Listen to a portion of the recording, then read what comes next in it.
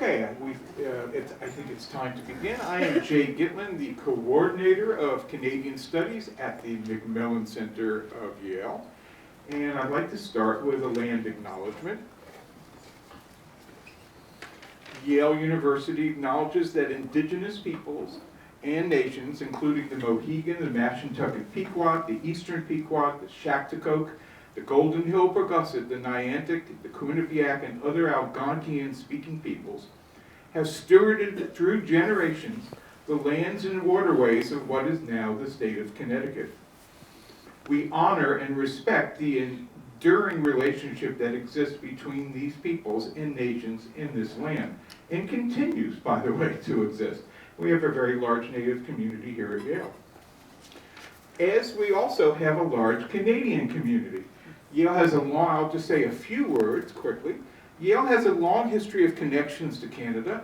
Our first famous Canadian alum was William Smith, class of 1745, who was the first Chief Justice of Canada, which was in 1786. Being a history, I know you want the date, so I'll tell you. He was also a member of Governor Carleton's Executive Council. A more recent alum is my classmate, Bob McKeon, class of 71 at Yale, who became a professional football player with the Ottawa Rough Riders and won the Grey Cup. He later became a journalist, hosted the CBC program, The Fifth Estate, and produced several documentaries. We also have a building on campus named for a Canadian, SSS, you all know it. It stands for Sheffield, Stirling, and Strathcona. Strathcona was the Lord or Baron Strathcona, whose name was Donald Smith. He was the CEO of the Hudson's Bay Company and the main force behind the building of the Canadian Pacific Railway. He gave money to Yale, and they named part of a building for him. Now, it was one of my professors, Robin Winks, who convinced Canada to give Yale a bicentennial gift, which pays, by the way, they gave Yale a bicentennial gift, not the country, us. And that pays for a visiting professor of Canadian studies every year, the bicentennial visiting professor. Where is Dawn? There she is. And Dawn Baisley is this year's visiting Canadian professor. Yay.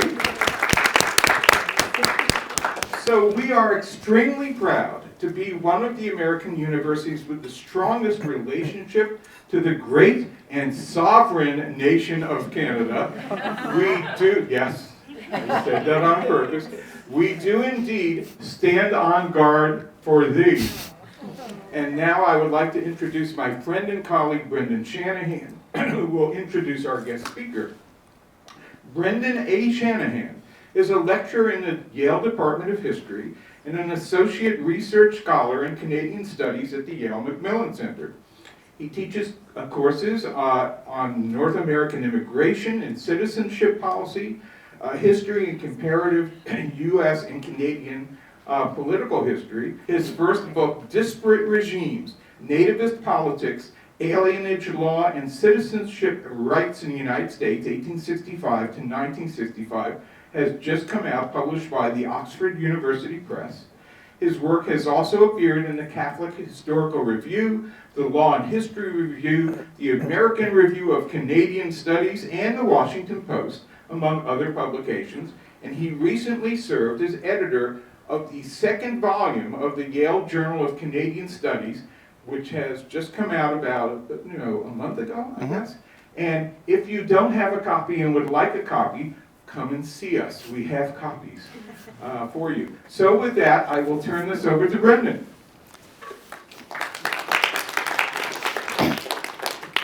Thank you so much, Jay, and thank you all for being here. For hockey fans who might be in the audience, I apologize for any false advertisement.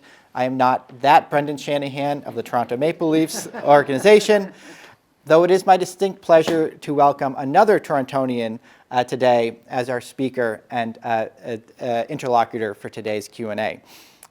Brief note, as administrator responsible for this event, Yale has asked me to remind everyone that we are committed to free expression and peaceful dissent. However, interfering with a speaker's ability to speak or the audience's ability to hear and see that is not consistent with the university's free expression policy. With that out of the way, quick stage setting for today's event. Relations between the United States and Canada, longstanding neighbors, friends, and allies, stand at a crossroads. The clock continues to tick down on President Trump's 30-day pause on the imposition of severe tariffs on Canadian goods and the Canadian government's halting of equally strong retaliatory tariffs. But the possibility of a North American trade war, among other stresses to the U.S. Canada relationship, loom large. And if recent booings of our country's respective national anthems at recent hockey games that shattered viewing records are any indication, these stresses have been felt beyond the realms of high diplomacy and international trade. Meanwhile, domestic politics within both countries are no less tumultuous. Various forms of surging conservative populism, emphasis on varied, appear to be on the ascent in Canada as well as the United States. Federal and provincial Tory parties currently hold the upper hand in ongoing or forthcoming elections, both in Canada's largest province, in Ontario, in a couple of days, and at the national level as well. Pardon me. Meanwhile, the recent resignation of Prime Minister Justin Trudeau has thrust the governing Liberal Party into a shortened leadership race to find his replacement ahead of the 2025 Canadian federal election. Debates over the best trade, macroeconomic, and diplomatic responses to the second Trump administration have sometimes proven just as fractious within party and ideological ranks as they have across partisan lines in Canada. We at the Canadian Studies program here at the Macmillan Centre couldn't have thought of a better person to come talk to and take some questions about these and other subjects than the Honourable Bill Morneau, whom we are thrilled to welcome back to Yale. He served as Canada's 39th Minister of Finance from 2015 to 2020 and was also a governor at the International Monetary Fund and the World Bank. Between 1990 and 2015, Mr. Morneau led the multinational human resources firm Morneau Sheppel, now TELUS Health. He currently serves as chair of NovaSource Power Services, director at the CIBC, and at Clairvest Group Incorporated. Chair of the advisory board of Magnet at Toronto Metropolitan University, member of the Wilson Center's Canada Institute Advisory Board, and with his wife, Nancy McCain, is co-chair of the National Arts Centre, the Next Act campaign. He is a distinguished fellow at the Munk School of Global Affairs and Public Policy at the University of Toronto and an executive in residence at the Rotman School of Management at the University of Toronto. In 2023, he released his book, Where To From Here, outlining his views on how Canadian economic policy can increase prosperity. In 2021, he was senior fellow here at the Jackson Institute at Yale. Mr. Morneau funded a school for Somali and Sudanese girls in a UN refugee camp in northern Kenya and is currently sponsoring a scholarship program for young women refugees at the University of Toronto. He is past chair of St. Michael's Hospital, Covenant House, and the C.D. Howe Institute. He holds numerous degrees, including from the London School of Economics and INSEAD and Western University. Please join me in welcoming the Honourable Bill Morneau. That was a really long resume, thank you. It's great to be here. I was last here in 2021 as a senior fellow at the Jackson Institute, and I can tell you I'm really happy I didn't have to take a COVID test before I came in today, because every time that year I had to take a COVID test before going into class.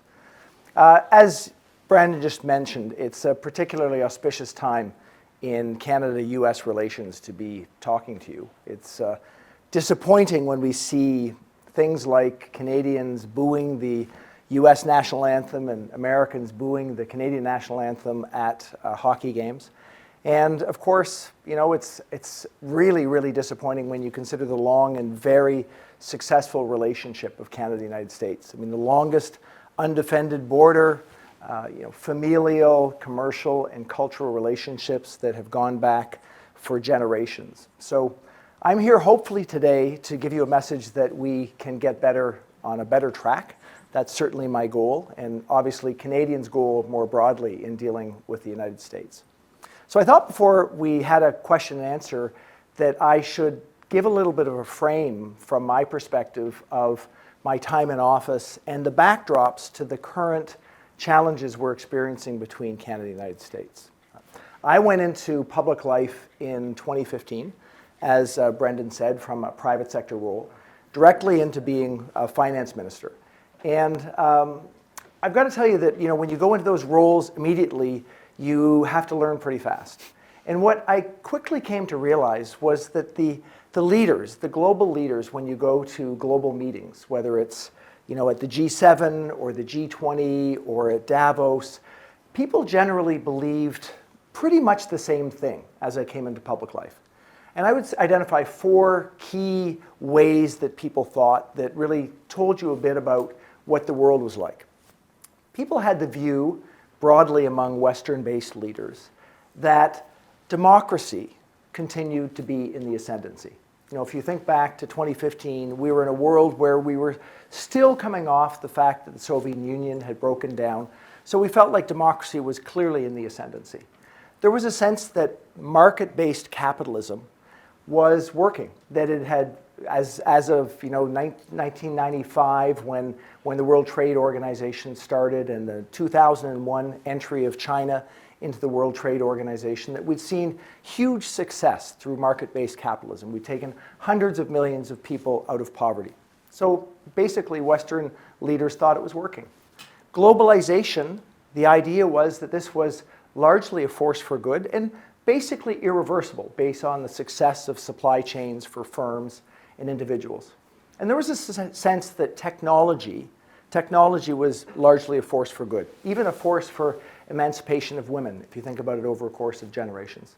So that was the world I came into in 2015, and that was the starting point for the first Trudeau administration in 2015.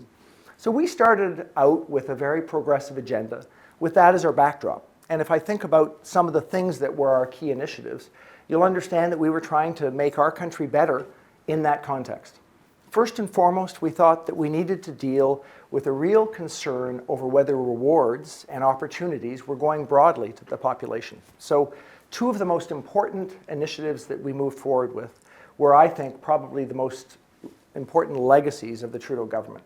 First, we put in place what we called the Canada Child Benefit, and that basically crunched together other benefits so that we could give much more money to lower and lower middle income Canadians, and significantly change child poverty. So by taking that approach, we reduced child poverty in Canada by about 435,000 children, which in our country meant that we lowered the number of people living in poverty by about 50%. So a very, very significant effort. Second, we negotiated with the provinces to increase the Canada Pension Plan, and we did it in a fully funded way, which over the course of coming generations will mean that Canadians in retirement will be much less likely to live in poverty. So really important efforts against that first idea of thinking about how rewards and opportunities were going to Canadians. Secondly, we knew that we had to focus on prosperity. So we tried to focus some spending on critical sectors of the economy where we could actually improve Canadians' opportunity to be successful. At the same time, we made some decisions around institutions. We did things like the Canada Infrastructure Bank, which was intended to increase infrastructure investment, making structural changes to the economy and hopefully having long-term benefits. Our efforts around prosperity were not as successful as I might have hoped because of focus and implementation challenges, but they were certainly important for us at the outset. We had a real focus on Indigenous issues. We recognized that 5% of Canadians were Indigenous, the fastest growing population in our country, so reconciliation was critically important. We knew that immigration was really important to our country. We had had a successful multi-generation approach to immigration, so we put in place immigration approaches that said that we were going to increase immigration to more than 1% of the population on an annual basis. And the idea behind that, of course, is that we would be dealing with our economy by growing the economy and also our aging demographics. And of course, we did some other things that were particularly important. Most importantly, from my perspective at that time, was we decided we were going to put a price on carbon. We knew that the carbon emissions that we were generating were not priced, Not dealing with that was, in our estimation, irresponsible. So we put a price on carbon that would raise over time so that we could actually deal with our carbon emissions and our climate footprint globally. So this was a bit of a frame of where we came into office, and it was really built against that idea, the world idea that I came into office and understood to be the case. But of course, as you can imagine, that worldview changed pretty rapidly. So we came into office in 2015. By not that much longer in office, we realized that a lot of that framework was breaking down. First of all, what we came to see was that this view that democracy was necessarily the only society that was going to work was increasingly being questioned and continues to be questioned around the world today based on outcomes for citizens. The idea that market-based capitalism is the only system, of course, is challenged when we see that the market isn't necessarily dealing with externalities like carbon and finding a way to actually incorporate that into a market-based approach. Globalization, really in aggregate, a force for huge success, raising hundreds of millions of people out of poverty. But those distributional impacts around globalization are causing real challenges, as we know, around the world. And I would say the canary in the coal mine was in 2016 when Donald Trump was elected, showing that in Western-based industrialized countries, those distributional effects were having real challenges for many citizens. And then finally, if we think about this idea that technology is a force for good, which we all believe to be the case, it's a little harder to see today when we see that social media is fueling anger, when we see that our democracies are having real challenges because of social media, and when we ask ourselves about the risks that we are presenting to our children. So that is a new and different perspective that emerged during my time in office. And I can tell you, for me, the moment when I understood that change was happening really came in the third week of 2017. So I want to go back to that week to talk to you about what happened that week. On January 17th, 2017, I was at Davos and I had the opportunity to listen to President Xi of China talk about the fact that China was going to be the leader in protecting the rules-based international trading system. So I want you to understand how that felt when I heard that. I had just finished in 2016 as part of a team to negotiate to allow Canada to export canola to China, and they were blocking that through non-tariff barriers. So when I heard President Xi saying that they were going to be the protectors of a rules-based international system, you can imagine my skepticism. Well, later in that same week, on January 20th, 2017, I had the opportunity, like probably many of you here, to listen to Donald Trump's inauguration speech, addressing a new and more aggressive way to deal with international trade. And while I was pretty skeptical of President Xi, I remember hearing George W. Bush, who was even more skeptical of President Trump when he said, and I quote, "That was some weird shit." So this is the world that was quite different all of a sudden, and that's the world that we were facing as we thought about how we could move forward. So for Canada, that situation meant that it was much harder to get things done. The sort of global pact around dealing with climate was increasingly challenging in Canada. We weren't able to deal with putting in place carbon pricing in a way over time that could work because, frankly, what we had was a system that was quite different than the U.S. regulatory system, which meant that for firms and for individuals, there was a real question about whether we could align with global systems. So that's one of many reasons that became more challenging to us. We had goals within our country about putting in place a way to deal with both energy and climate. And then we had a breakdown between two of our provinces that were trying to rectify how we could put a pipeline across our country to deal with moving natural resources not only north to south, but east to west. So real challenges. And I will tell you the biggest challenge, of course, that we were right at the front of the challenge between the U.S. and China. And I can just recount to you another couple of dates. On November 12th, 2018, I had the opportunity to sign an economic and fiscal dialogue beginning with China.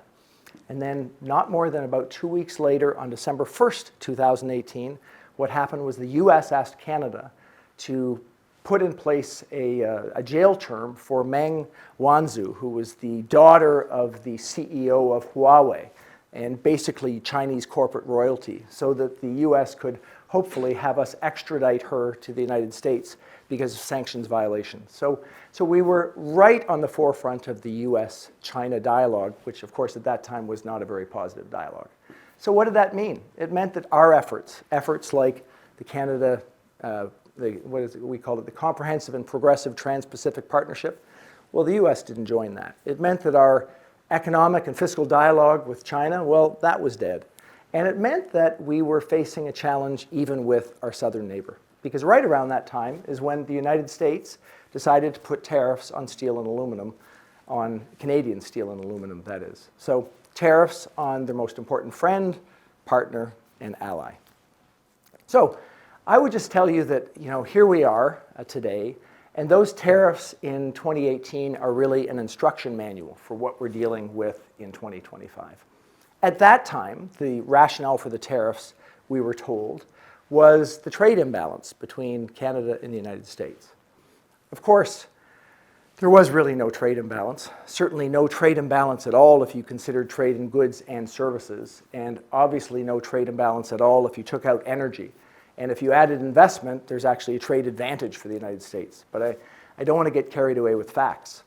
So that was the scenario then. And then, of course, the second issue, which was a real issue, and the real issue underlying this was that it was about transshipment of Chinese steel through Canada to the United States. So the U.S. was concerned that China was oversupplying steel to the global markets, which was taking away the potential productive capacity of the United States.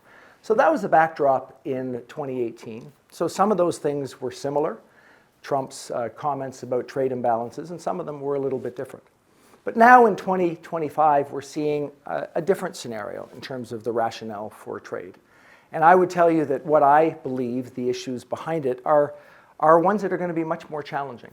First, I think that the U.S.'s approach right now around tariffs has a great deal to do with revenue generation. So if we look at the United States in 2025, with a 7% deficit to GDP, it is very challenged to find a way to raise revenue to deal with that fiscal problem.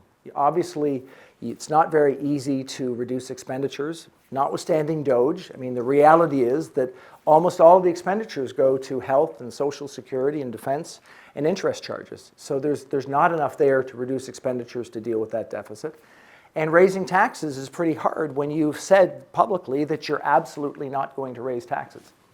So enter tariffs. Tariffs, which of course are taxes, but they're not called taxes. And tariffs are a particularly regressive form of taxation that, can in fact raise revenues for the United States. So that is, I think, one of those objectives that will be very difficult for us to deal with.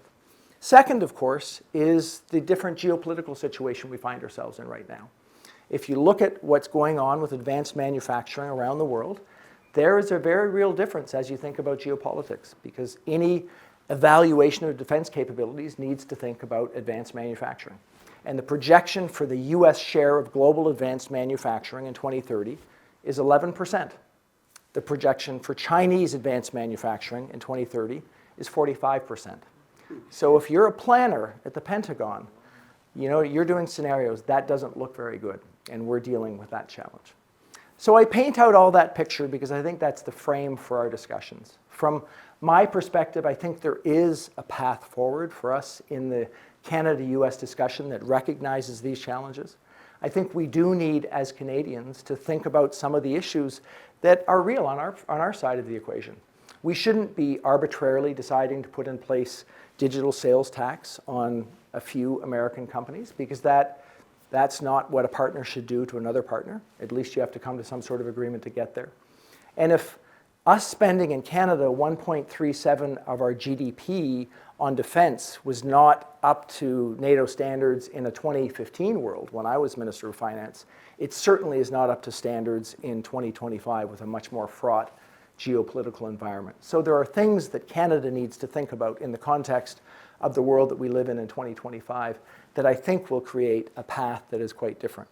And then internally in Canada, we're going to need to think about things that play to our advantages. We can think about how we can improve our immigration system to continue to attract the best and brightest. We can think about how we can be part of a global energy solution that recognizes challenges in Asia and Europe with LNG. We can think about our capacity in the nuclear sector with small modular reactors. We can think about how we can improve our own infrastructure around energy and around our own systems. So there are things that we can do not only to work together with the United States, but to create more agency for Canada. The challenge we'll have is that we will need to keep our heads about us, have cool heads in the face of demeaning and frankly offensive dialogue, and do that in a way that recognizes the long-term positive and very beneficial relationship between our two countries. So that's some frame, and I hope that provides a frame for some of our Q&A, Brendan, as we spend more time. Thank you so much.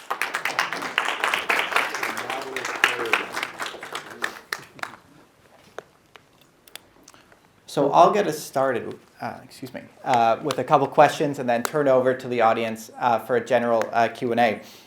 Building on that last point, Bill, in reading through your book, I was struck by the tension. I'm so glad somebody did. Well, I was struck by the tension you described between, on the one hand, to put in quotes, I think in your conclusion, occasionally Canadian policymakers need to, quote, stomp our feet and speak a little louder to get American policymakers' attention. And on the other hand, just bite one's tongue from time to time between indignities and slights, and keep one side on the bigger picture. You described this in particular in how you navigated and developed a very strong working relationship with your counterpart, Secretary Mnuchin. I'm curious if you still believe that those lessons apply from the Trump 1.0 era into these early days and looking ahead towards the period of Trump 2.0. Well, I mean, look, everybody in this room will have their own views on the similarities and the differences between Trump administration 1 and Trump administration 2. I think there are some real similarities. I think there is a continuing idea that you create disruption and noise over here so that you can get something done over here. We may not like this, and we might not like the outcomes either, but I think if you can find a way to use this to get some of the outcomes that you want, then that is what you're trying to do as an ally and a partner. From Canadians' perspective, we're going to continue to share the geography of North America. We have 3/4 of our exports going to the United States, so even in a world where we significantly increase our exports to other countries, we're still going to be very intertwined with the U.S. economy. So we need to find a way through this.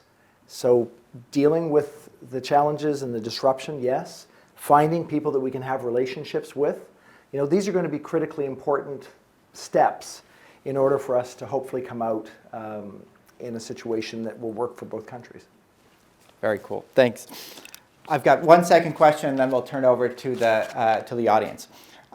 I'm a political historian. I see several students, past and present, in my classes, particularly from my comparative U.S. and Canada politics class.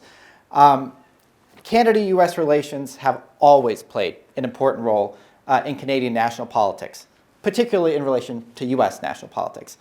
I cannot think of a modern election in Canadian political history in which U.S.-Canadian relations was not an important topic of consideration. From the acrimonious relationship between Diefenbaker and John F. Kennedy to Canadian participation or lack thereof in various U.S. military actions. Occasionally, trade reciprocity debates, free trade even, have become the foremost question on the ballot box in a Canadian national election. Late 19th century, the Conservatives rallied around the flag in the language of protectionism. 1988 election was the free trade debate, which a different era of the Conservative Party won on the measure of free trade. I'm curious if you see either the next election lining up to be one of those free trade elections where that is question number one, or if it is more so a question of managing this relationship writ large, in which Trade relations is a central, but not the only, element of that debate. And if that has any lessons, either drawn from longer or even more recent Canadian political history, thinking of how many voters responded positively to the re-election of your government in 2019, in part because of the high marks voters gave to the idea of managing that U.S. Canada relationship. That's a lot. Yes. Yeah. So,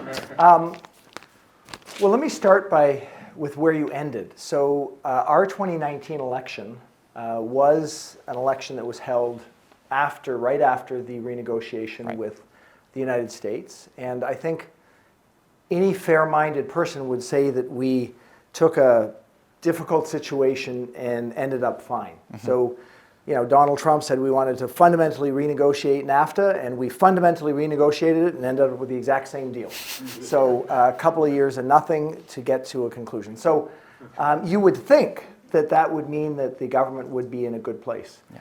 But I think I want to remind you, and I know you know this, we did not get a renewal of the majority mandate. And I think that was only partially as a relationship to what happened with Canada-US. So I think it's instructive in that regard, because I don't think people necessarily, at least not typically, they don't vote because of one single issue. And so I think what's going to happen around this time is there will be one overwhelming issue, and that is, how are we going to deal with this moment of crisis? Okay. And that has multiple aspects to it. It's how are we going to deal with Trump, but it also is, what are we going to do internally to deal with the ramifications of what will probably happen as we deal with Trump? So I think there's a broad-based expectation that there will be some tariffs, and those tariffs will have an economic impact on Canada. And as a result, we need to be more serious about our economic future, because we don't have the same advantages that we had before.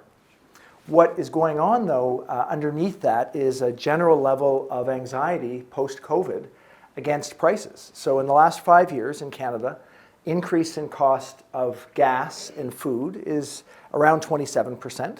In the last 5 years in Canada, increase in wages is around 16%. So there's an 11% gap. And so there will be most people that will be front of their mind, what are we going to deal with the United States and how are we going to respond? But many of them will also be saying, eggs are a lot more expensive than they used to be, and that's not great from my perspective. So those people that are concerned about that will have a second issue. And it may exacerbate the concern around economic outcomes. But that second part doesn't necessarily bode well for the Liberals. Right. So I can't handicap it, other than to say it's different than it was pre-Trump. Because before Trump, there would have been virtually no possibility of the current government being brought back. And after Trump, I would say it's still not it wouldn't be my base bet, but it's more probable. Wonderful. Thank you. Would anyone like to lead us off with a question? Zachary, would you like to? Thank you, and thank you so much for joining us. I was really fascinated by your discussion of Canada's role in U.S.-China relations. I'm wondering if you think there's room or political will for Canada and the United States to be partners against Chinese aggression or against the potential threat of Chinese military expansion, and what that might look like. At least in my estimation, based on the way geopolitics is going, I don't think Canada has a huge range of possibilities in dealing with China. So increasingly in a world where there are two spheres of influence, if you're on the American side, I think you're being forced to choose. And so I think Canada's ability to have independent agency in dealing with China is quite limited.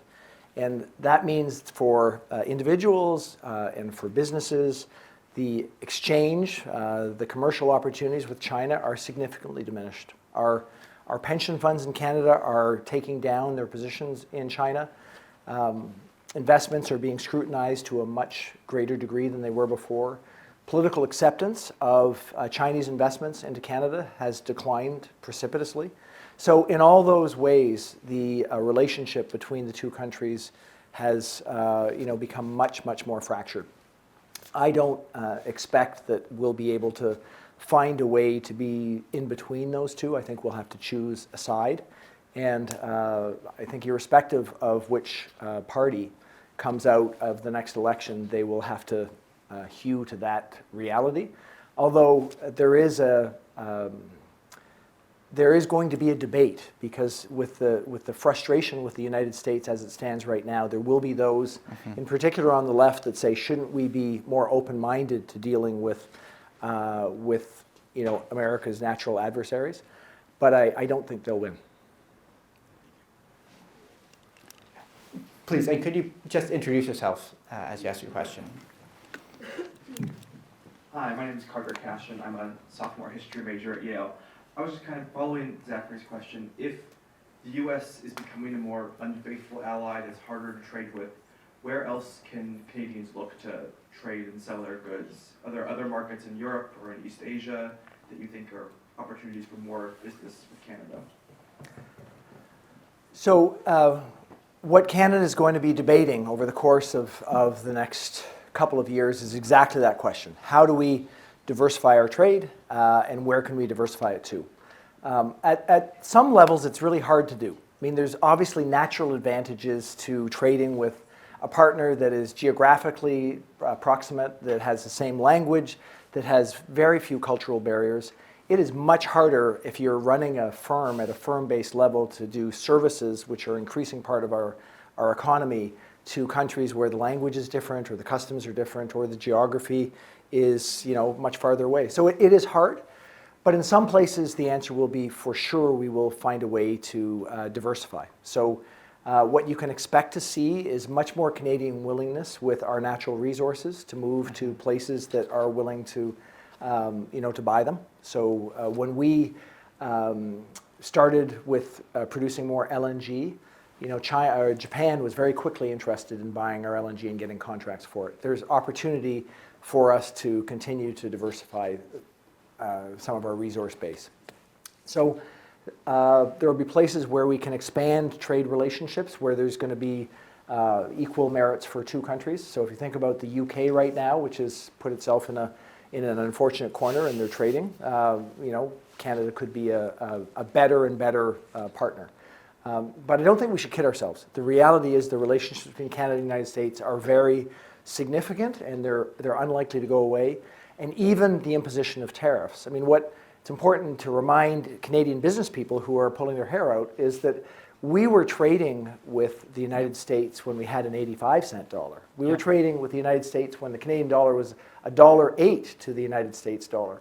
And so the imposition of tariffs, while difficult and long-term structurally particularly difficult, at a 70-cent dollar or 71-cent dollar where we are now, clearly leaves lots of room for possibility. So I like to tell people, we need to do two things at once. Try and think about how we can solve our challenges with the United States while figuring out other opportunities. Please, in the back.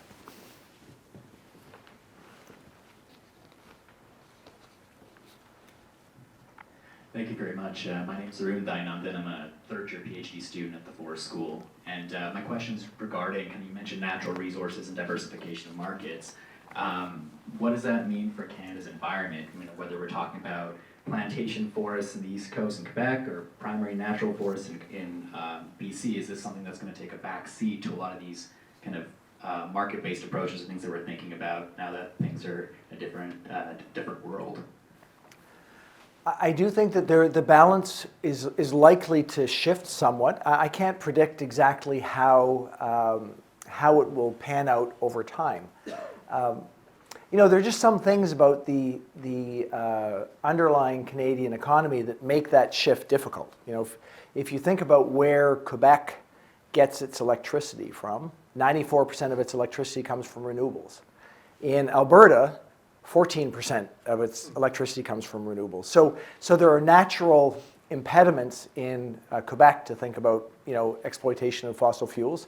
And there are natural reasons, both because of usage and because of the situation of access to fossil fuels in Alberta, where they're going to be pro. So there will continue to be barriers. We're in a moment where I think some of those barriers will break down. And so let me give you an example of one that I think will break down.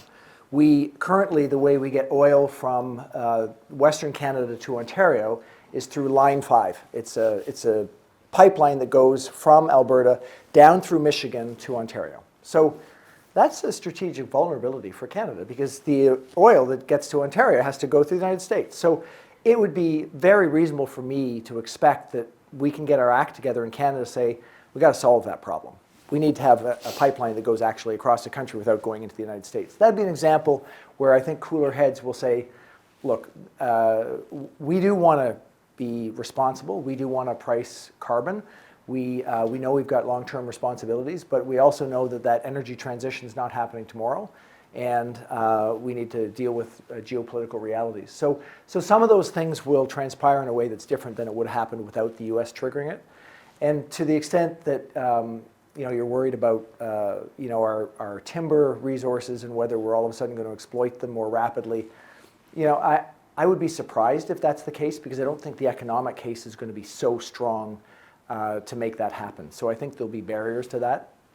But for sure, a lot of barriers will be at least reconsidered. Whether this moment will stay as fraught as it is anyone's question. I mean, the Canadians are pulling their hair out right now, but we could find ourselves in 3 months with a settled situation around tariffs that's not what we think it's going to be today. So if, for example, it's 10% tariffs across all U.S. trading partners, that's quite different than 25% tariffs against all trading partners. If it's against all goods versus against some subset of goods. So it's really hard to predict how enduring this moment will be without knowing what the end game is from the United States. And I don't even think they know what the end game is either, but we'll see.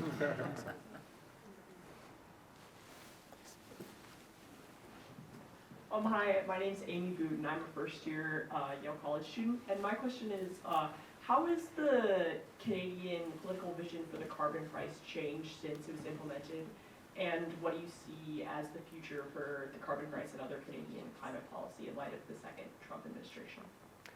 So, our idea, which we thought was a really good idea, was to implement the carbon price with two separate parts to it and do it in a way that would create popular support. So one carbon price for large emitters, which was essentially to oil and gas sector, other sectors that were large emitters, and the other to consumers that would retread the funds going back to them. So the idea is that the bringing the money back to citizens would create popular support.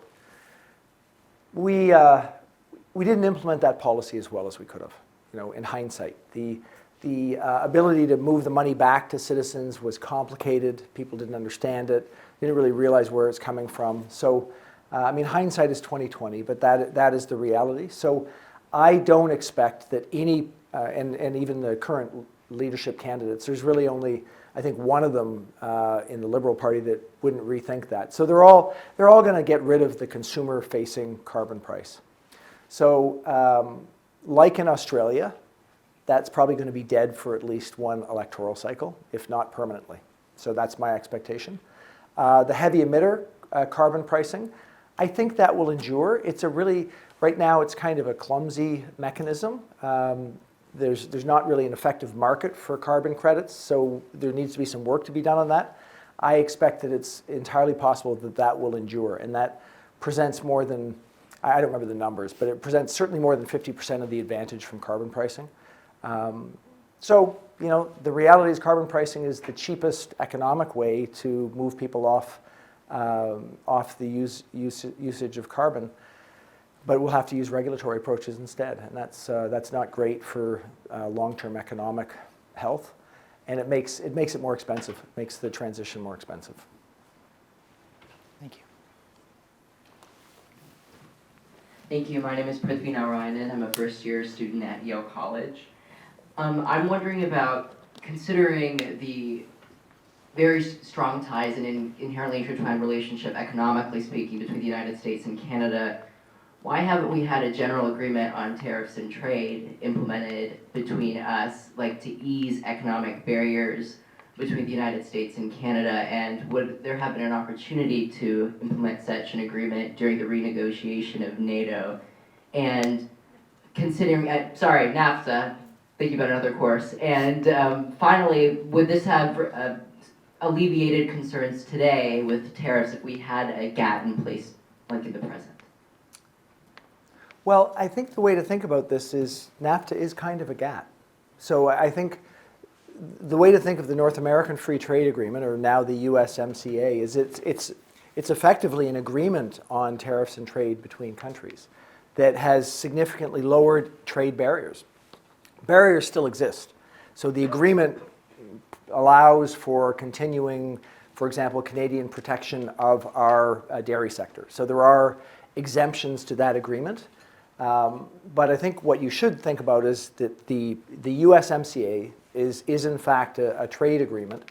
And the question really is, in the absence of that, what are we going to come to? And in the absence of the U.S.'s willingness to abide by an agreement, which of course was one that was signed to go through till 2026, what's the advantage of having an agreement to start with if it's not one that can be accepted and abided by? So those are real questions. I mean, I would always come down on the side of a rules-based system is better, broadly speaking, for global participants. It's certainly better for smaller countries. And for that reason, we should be trying to abide by the rules that we come to.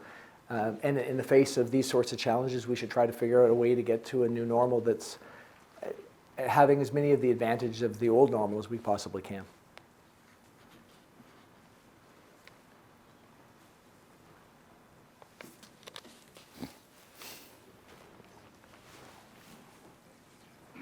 My name's Dan. I'm not a student here. I'm a retiree who's interested in this subject. I sympathize with Canada's plight, trying to determine what the United States endgame is, and its acknowledgement that they probably don't know what it is as well. But you mentioned that and the difficulties in negotiating with the present administration. But I've recently seen some advertisements on TV getting at the actual economic argument about supply chains going across, particularly with Ontario and Detroit in the auto industry.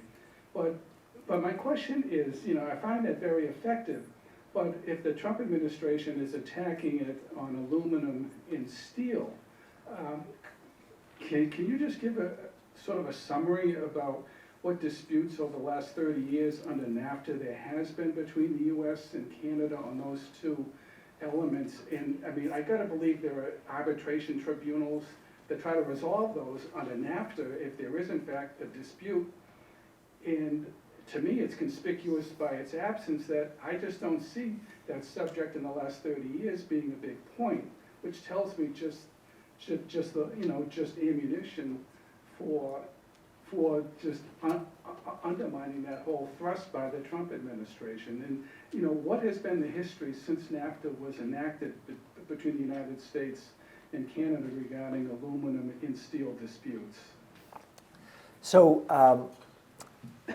there have been many disputes under NAFTA, and I'm not aware of disputes prior to 2018 on steel and aluminum. So the steel and aluminum situation is quite particular to the Donald Trump administration, the first Trump administration. And the backdrop to it was that there was, as I mentioned, a concern around transshipment of steel from China. So really this worry that there was oversupply of steel on the global market, which is going to destroy the willingness of steel companies to invest in the United States. And if that steel is being produced in China and coming through Canada and transshipped into the United States, then that means that we are part of the problem if that's the case. So in the renegotiation that happened in 2018 between Canada and the United States, we had to first prove that there was a balance between steel and aluminum between Canada and the United States, which there broadly was. So right now the statistics are Canada sends about $8.5 billion of steel to the United States. The United States sends about $7.5 billion of steel to Canada. We send in Canada about $11 billion of steel to the United States. The United States is not a big producer of aluminum, so 11 billion of aluminum is not, so that's not really relevant. That was not the problem. The problem was, making sure that it was understood at the top echelons, or maybe the very top echelons of the White House, and then making it clear that we were not transshipping. So we had to show that we were protecting from Chinese steel coming through our borders and going to the United States. So that was what went on in 2018. We solved for that problem. Of course, it was a bit of an artificial problem. So now what's happening is I think it's still part of the concern around advanced manufacturing in the United States. So if you're going to do advanced manufacturing, it's not really a jobs program, right? It's jobs for robots, because most advanced manufacturing is robots, but you need the stuff to fuel the machinery, which is often steel and aluminum. So that's why that's the target. So right now that's why it's in the bullseye. I'm not up to date on Chinese production of steel, so I don't know if there's oversupply going on to the market. But it's certainly not a Canadian problem. Mm-hmm.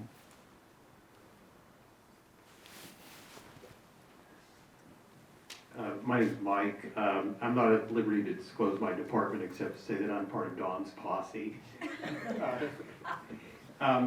Since we just does that mean you're a Canadian? No. Okay. In disguise. Okay. I won't ask for your department then. Okay. No, since we just celebrated, this is a question on culture. Since we just celebrated the 50th anniversary of Saturday Night Live and the comic genius of Lorne Michaels, do you think the Trump tariffs will be imposed on sketch comedy? And will Canada and the U.S., or will Canada continue to export comedians to the U.S. after Trump? I know your question's kind of tongue-in-cheek, but it's really serious in a sense that, the weird part about all this discussion is it's all about goods. Mm-hmm. And, think about where our economy is going in terms of like in the United States, only 8% of people work in manufacturing now. So that means 92% work in something else. So we're talking about goods and not talking about services. So it's kind of a bizarre discussion in the context of a 2025 economy. And, as you say, I mean, we get value out of watching Ryan Reynolds and Ryan Gosling, and I guess the Ryans. I like to always tell people that, half of their entertainment is coming from Canada. Our joke is that Bruce Springsteen, he's Canadian, right? Maybe not Bruce, but many others. And so it's a good question, and it points out the oddity of this discussion broadly.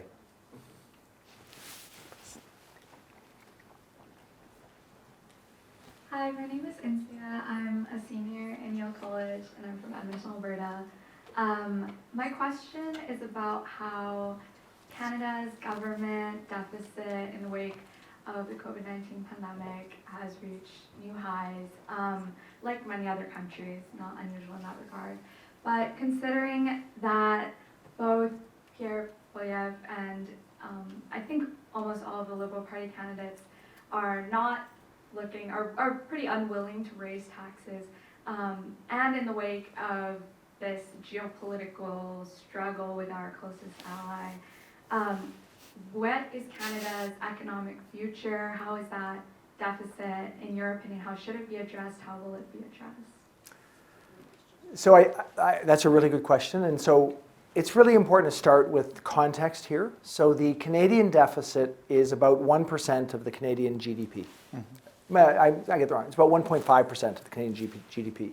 The U.S. deficit is approaching 7% of U.S. GDP. So it's just dramatically different. So the U.S. is adding about $2 trillion of debt to its situation, or about 2% of global debt each year. So it's a very different world. So in that context, Canada does not look profligate. Now that said, we don't have a reserve currency in Canada. Our situation is different. There's a very real concern, and I think it's an appropriate concern, that we overspent during COVID, and that caused some particular problems in our country. So we now have a real challenge around immigration, which was built off actually having too generous programs coming out of COVID and not being able to get people back to work, which meant we had a lot of temporary foreign workers and a lot of students that came to Canada, and that created some challenge around immigration. So the increase in the deficit caused other ancillary problems that are very real. We have to think about how we're going to increase our defense spending, which is, call it another 0.5% of GDP at least. So, if you think about that on the backs of a 1.5% deficit, that's a challenge. So all of the next governments, irrespective of what the party is, will have to deal with tightening government spending. That will be a reality, and reallocating spending from some places to other places. So that will be whether it's, I expect Mark Carney will win the Liberal leadership in a couple weeks. Whether he wins as Prime Minister or Pierre Poilievre wins as Prime Minister, either one of them will face that reality, and that means that there will be some need to increase private sector investment because public sector investment is going to go down. So if we want to continue to have investment, we need to have it come from somewhere. So policies to increase private sector investment will be critical.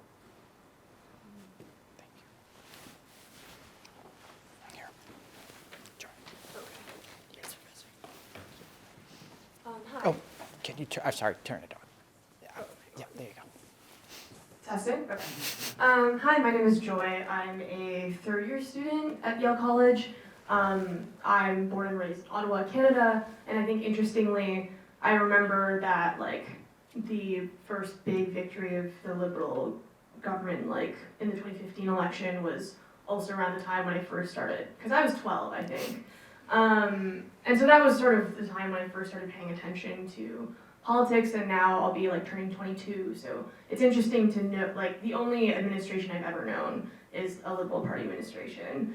My question is, how should an incumbent party communicate, its tangible victories in reconciliation with voter frustration surrounding things like inflation? And do you think that there have been any failures of political communication or positioning, whether in the past or in the lead up to the next federal election? So I think that there's been some, not coincidentally, I left in 2020, so I think all the failures were after I left.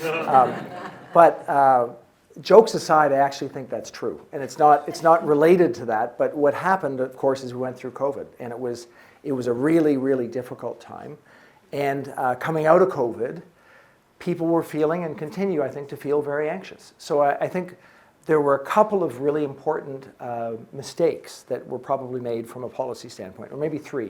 The first one I was identifying was around the amount of spending during COVID meant that during the hangover period, we found people not wanting to go back to work as quickly as they would otherwise have wanted to go back to work, which means there was a demand for more immigration, and that changed a bit of the Canadian consensus around immigration. So that's a very unfortunate outcome, because immigration, I think, has been a real success story for Canada for many generations. So that was a political failure that I don't think was rectified as quickly as it could have been. Second, I think as we came out of COVID, the amount of inflation meant that you probably needed to pivot fairly quickly to think about what are the things that you can do to support Canadians with that kind of inflation. So, I wasn't there, and I'm sure people were working with their best intent, but inflation hits people that are low and middle income much harder than it hits higher income people. So some sort of supports for lower and middle income people coming out of that, probably in hindsight, we would have thought about that differently. And third, and really important for someone who's your age, 22, I think that there's real questions around intergenerational fairness that have come up over the course of the last decade, certainly while I was there, and even more so now. So the combination of low interest rates, which has been around for a long time, and changing demographics means that prices for assets have gone up significantly.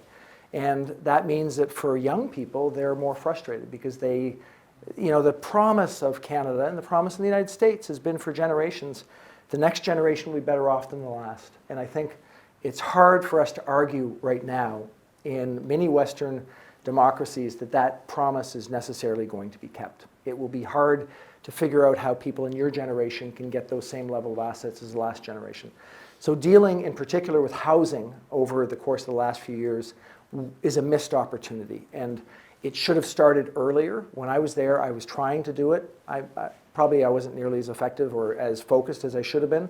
But certainly after COVID, there was a really clear necessity to deal with that. So I think those are some policy either mistakes or errors of omission that are absent this Trump phenomena would have certainly led to the demise of the Liberal government.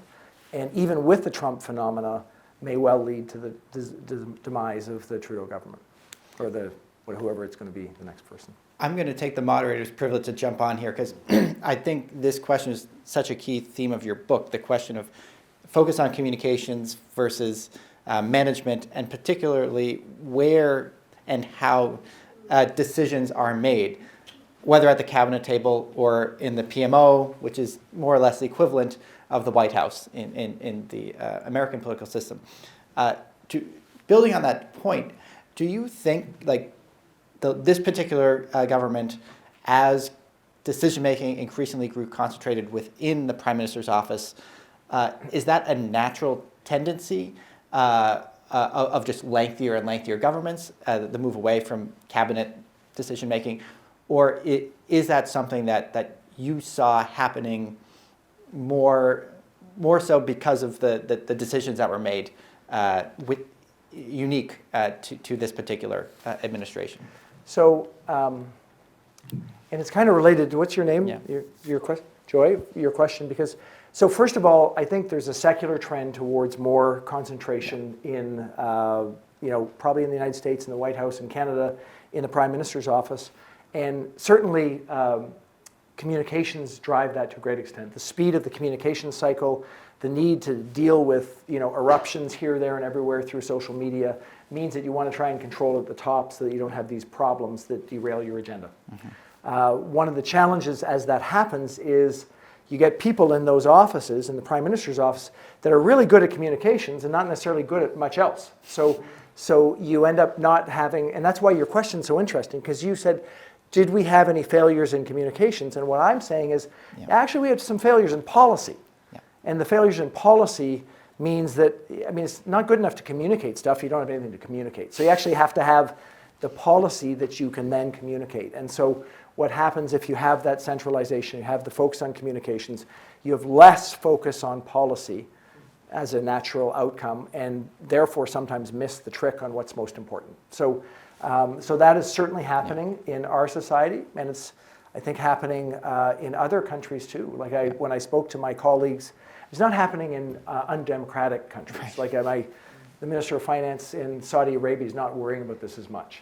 But the Minister of Finance in France was worrying about it a lot. Like when the Gilets jaunes happened in France with the protests in the streets, they were really very worried about the comms problems. And when I told him that our approach to pricing carbon was to retread the money to citizens, he's like, oh my God, I wish we'd done that. It would have been able to solve the problem. Of course, it didn't work in our country either. But the point is, the policy sometimes is the important issue as opposed to the comms. Other questions? Hello, can you hear me? Do you need to take a drink of water? No, but I'm scared because I know you're the visiting professor from Canada. My name is Dawn Paisley, and I'm at York University. And the last time I heard you in a room was in 2018, when you visited York to our new latest engineering building. Anyway, How'd I do? Was it okay? I think it was lovely. At least you came back. You came back. Yeah. Yeah. Well, yeah. Okay. Absolutely. After you, because you were here first. Anyway, so I'm Dawn Paisley, and when I'm not sitting in the Macmillan Centre and the Political Science Department, I'm a biology professor, but I'm here because I do a lot with science, policy, politics, and communication. And I do remember when NAFTA was being debated in the 1980s, because I'm old. But anyway, I want to talk about 25 years ago, when there were congressional hearings or thereabouts in the States, when Swiss Re and all the reinsurance companies were being questioned about climate change. And the reason why I want to raise this now is that in light of what's going on with global warming, And the fact that Mother Nature always bats last, regardless of whether a tech billionaire thinks they can buy themselves out of the forthcoming apocalypse, because no, at a certain point, and there's a great movie about that, can't remember the name of it, Franny Armstrong's movie from about 15 years ago, COP15. Anyway, what we've seen now, of course, is with increasing extreme weather events like the wildfires, and a lot of people haven't got insurance because insurance companies can't afford all these payouts. My mum's house in Mississauga 2 weeks ago was hit with this ice damming business because of that huge dump of snow. So I spent a lot of time on Zoom this weekend and with the insurance company, and do we need to replace the front windows and yada, yada, yada. But those kind of, and there was an ice storm here. We didn't have a big dump, but we basically had an ice storm with lots of branches down on trees. Can you comment about whether or not, I mean, and I think the US is currently out of Paris. It's so much flip-flopping in my lifetime, in and out, of the UNFCCC. At the end of the day, there's going to be an awful lot of people in Canada and the States just without home insurance, and this is going to be an enormous destabilizing influence, whether you're paying attention to it or not. So could you just comment a little bit about the conversations when you were a finance minister or now, you've mentioned carbon pricing a lot. Yeah. You know, I love carbon taxes. I remember Stéphane Dion's one-time challenge. That was brilliant. Didn't last long, but anyway, could you comment a little bit about that? Because it's just going to escalate. Well, when I was in the role, there were multiple insurance companies who came to me saying that they thought we needed to deal with this, and they were their issues were wide-ranging, not only climate, but even earthquake protection in Western Canada, where there's very significant building on earthquake areas. So it's going to be it will continue to be a big issue. It'll get bigger. There will be real questions around government policy in terms of whether insurance companies need to be forced to, if you're going to cover one area, you need to cover broader areas like what's going on in California and Florida right now. So I expect that there will be, there'll be popular uprising if people can't get insurance in certain areas. That'll happen, and then there will be very real questions about whether the government policies will start to force people to relocate because it's not sustainable where they are. So I expect to happen. In the short term? Because we're in that future now. I mean, we've known about this for 20 years, 30 years actually. I guess the question is what the short term is. I don't know. We keep punting it. The challenge with climate change is the costs to do the transition aren't getting smaller. They're just getting put in fewer years. So they get more and more expensive. So the real risk is that what do I worry about most? I worry about the confluence of a bunch of things coming together. So we have $100 trillion of global debt right now against $110 trillion global economy. So that's not really a good place to be when China's holding a significant amount of the debt and we don't know where they're holding it. So I worry about that happening. And if that happens at the same time as climate disasters without insurance coverage, that countries need to all of a sudden spend money over there, so their debt goes up at the same time as, so I worry about the confluence of all these things causing abrupt change as opposed to, appropriate policy-based change. Unfortunately, I think that's the more likely outcome for some of these things, because I think we're not reacting to the reality of our world in a way that we should. So crises will be the thing that will trigger it. And in the case of debt, that's kind of what I expect, because in dealing with debt, you've got the option of inflation, allow inflation to go faster. You've got the option of reducing expenditures, which nobody seems to want to do, or increasing taxes, which is not really a likely outcome. So your fourth option is wait for a crisis. And it kind of looks like that's what's happening in debt, and that's what's happening in climate. And the challenge with crises is mainly poor people get hurt, as we saw in 2008. So that's not a very optimistic way to think about the world, but that's the frame that I have.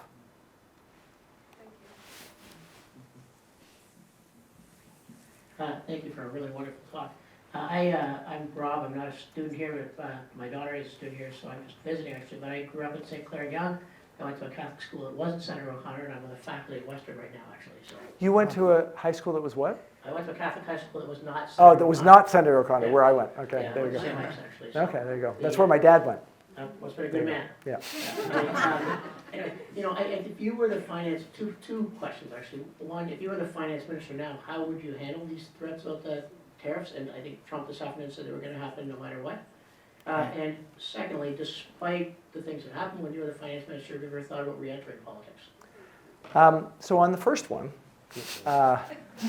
what would I do? I would take a page out of the Mexican president's playbook, and I would try my best, do as much as I could behind the scenes as opposed to in front of the scenes. I would not be doing what Prime Minister Trudeau is doing and sending out tweets that are tit-for-tat tweets to President Trump, because I just don't see how that's in any way helpful in this kind of situation. So I would be trying my best to do things behind the scenes.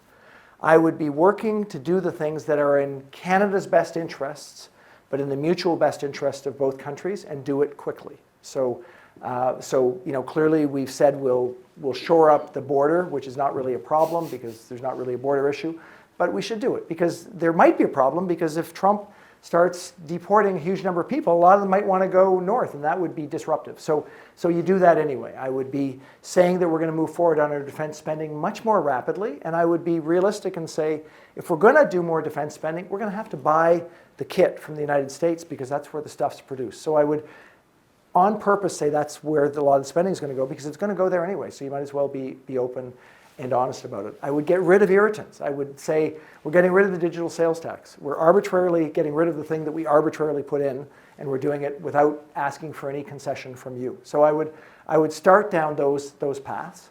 And then I would be trying my best to work with other countries to say that this change in the global trading system is not going to be advantageous. But I expect that there's some actual meat behind the Trump decisions around tariffs. As I identified, I think there are some real issues that they're trying to solve for. And my hope is that they will do it in such a way that they're not as high for close partners, which I don't think they should be, and that they eliminate certain sectors of the economy. It makes no sense on energy, for example. And other sectors like automotive, which would include steel, that they jeopardize both Canada and the U.S. because the trade is so interrelated. So you try and go after specific exemptions there. And then put all that aside, which is dealing with the U.S., I'd focus on our own problems. I would make sure that our country is as well run as it can be. I would bias ourselves to growth in all of our economic decisions. I would get rid of provincial trade barriers as best I could and set us on a long-term barrier to making sure that's the case. I would make sure our immigration system brought the best and the brightest to the country, and on and on and on. There's a whole host of things that you can do. So that would be the agenda if I were there. And to your second question, I'm not going to be there because I'm not running. And politics is all about timing. So the opportunity for a Liberal, in my estimation, 6 months ago was not very great. The world has changed in such a way that maybe it is a little greater than it was then. But you don't jump into a nasty job with all the negatives if you think that the outcome is probably that you're not going to win anyway, and that was my equation.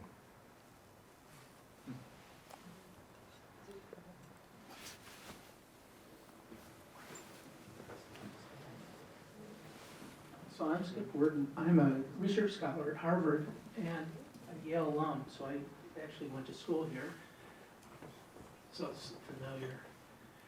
The one thing in your talk that really struck me was the 47%, I think 47 in terms of China share of manufacturing. The UN estimates are 45% of advanced manufacturing globally by 2030 will be Chinese. So in stating that, I was wondering you stating that, I was wondering whether you're thinking that Trump's attempt to use tariffs to reinvigorate American manufacturing won't succeed, that long-term trend will continue. the other thing, it's interesting to me that you're talking about the carbon taxing and immigration.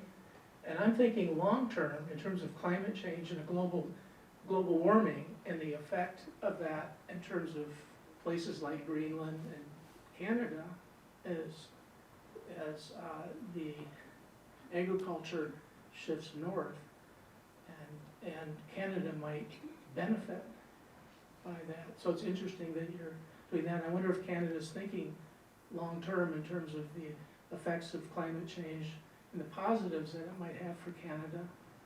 So those are sort of my two separate So I think those are really interesting questions. So on the 45% of advanced manufacturing being Chinese by 2030 and the 11% of American,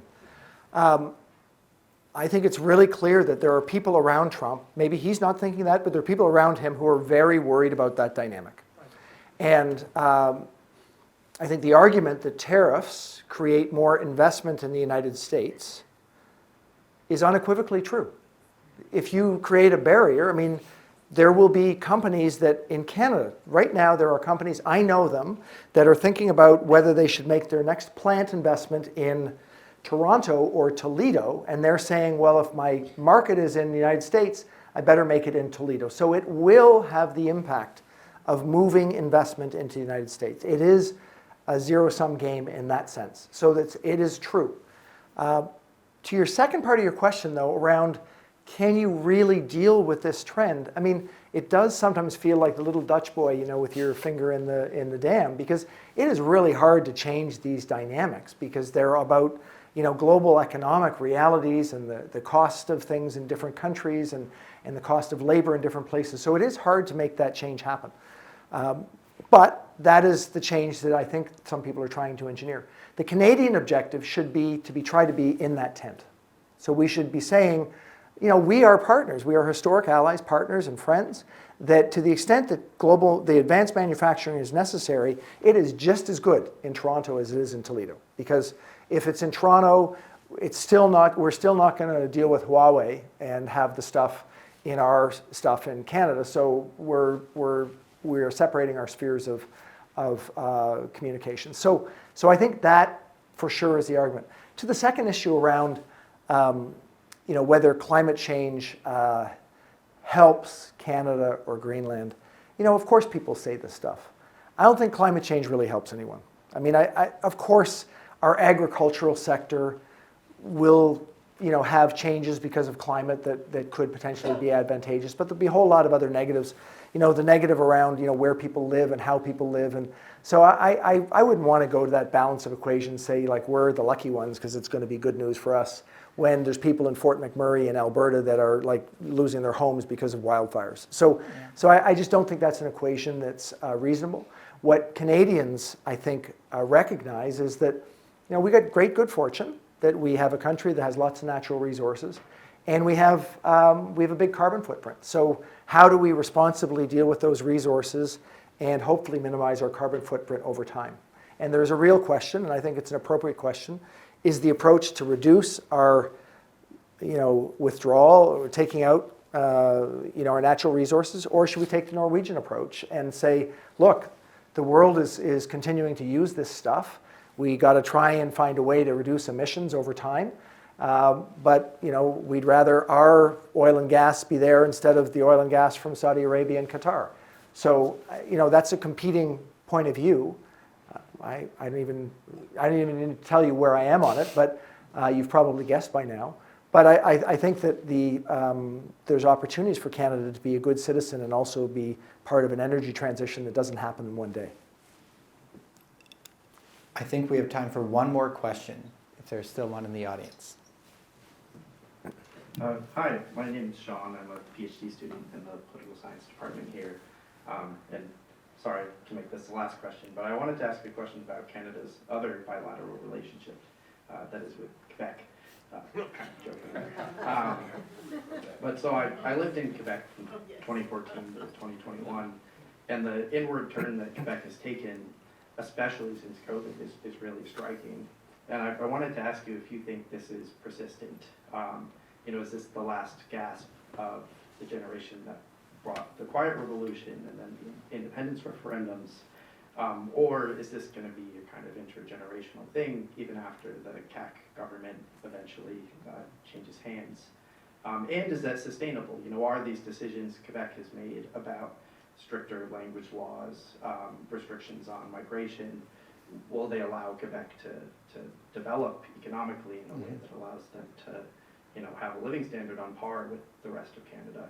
And if there is an angle that's connected to what's happening with the states here, you know, for example, do you view Quebec as kind of aligned with the rest of Canada in Canada's response? Then please feel free to add. Thank you. So I don't know if I have a coherent, well thought out view on exactly where Quebec's going. I'll just say that. So, but I have a sense of a whole bunch of different dynamics that are going on at the same time. So right now, Quebecers are just as offended and upset with the Trump language as the rest of Canada. So that I know for sure. What's happening as a ramification of that is they are shifting their federal voting intentions from where they were parked, which was they were parked with the Bloc Québécois and the Conservatives, and they're shifting them over to the Liberals. So we're seeing that happen in real time. So that is actually one of the things that's making the upcoming federal election harder to predict. So that's happening. So there is a sense of allegiance with the Canadian cause that's happening. But there's a whole bunch of things underneath the surface that are happening at the same time. So the most talented politician in Quebec right now is the leader of the Parti Québécois in Quebec provincial politics. And that is interesting because sometimes individuals can make a difference. So he, I think, is the most likely next premier of Quebec, the Parti Québécois. We'll see. I mean, things can change and it's a volatile electorate. But if that's the case, they still have as part of their policy platform that they would like to hold a referendum. And you know, there could be a moment in time where that's a possible outcome. And if that happened at the same time as either Mark Carney or Pierre Poilievre is prime minister, I want you to think about that because Mark Carney's French is not so terribly good. And Pierre Poilievre, you know, he's kind of a nasty character that nobody in Quebec likes. So it's not a great scenario where you've got this charismatic Quebecois politician against someone that's not going to be totally endearing to the average Quebecer. So that's kind of a scenario that is out there. I think it's dislodged a little bit by this anti-Trump fervor that's going on right now. But there is a scenario where that anti-Trump fervor, for all of the, you know, the fire and fury 6 months from now is dissipated and we're in a new scenario where it could be different. Now I say all that with another piece of information that I believe to be true, which is the next generation of Canadians, the generation you know, that are Joy's age, I don't think they care as much about separatism as the generation before. So I don't know that it says resounding positive for that generation. But the next generation, the Joys of Quebec, they live in the urban centers and not in the rural centers. So there's a divide between urban and rural Quebec as well. So there's just a lot going on that I can't game it out. But it's volatile. It's volatile because the mix is volatile. So you know, it would be not outside the realm of possibility that in 2 years we find ourselves with some sort of settled new normal with the United States, as bad as it could be, and a dissipation of the anger because, you know, you get used to anything. And then Quebec with a new talented leader that says, well, enough, let's not be part of those guys anymore. So I wouldn't want to game it out because there's a lot more that can happen between now and then. Hard to game out a political system with 5 parties that can get over 10% of the vote. First past the post. Can you all please join me in thanking the Honourable Bill Morneau for his time and discussion.